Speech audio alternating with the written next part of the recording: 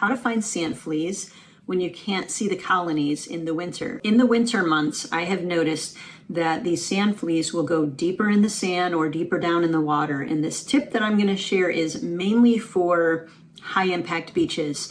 I'll share another tip for low impact beaches right at the end, but this main one here is what's going to work if you have softer sand and it's more of a high impact beach. It's what works for me over here in our area when I'm not seeing colonies. So I just did this the other day when I was out, could not see colonies anywhere. So what I did is I located a place where the waves were crossing each other. They're kind of like crossing each other as they're going back out. So you'll see the waves come in, and then as they're going back out, look for them to overlap each other.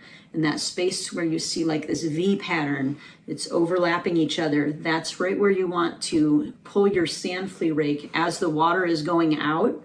Pull your sand flea rake backward through that V that it's making. Right there. That's another little tip, is that's where the riptide is. That's where the cut is, where those waves are overlapping, like especially if it's really strong. There's a really strong space where that's happening.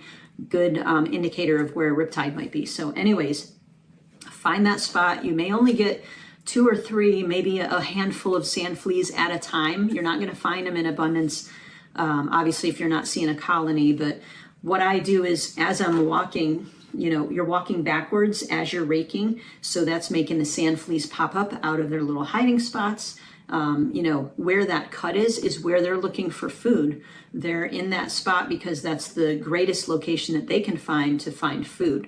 So that's normally where they're going to be. So I hope that tip helps. Now, if you're on a low impact beach, and this was working for me a couple times when I was at Flagler Beach, after they put the new sand down, I was looking for places where maybe there was like little divots or little disturbances. You may not look like antennas coming up, but I was able to dig down. And if you dig down, usually with your hands, then you're gonna find them maybe 4 to 6 inches deep.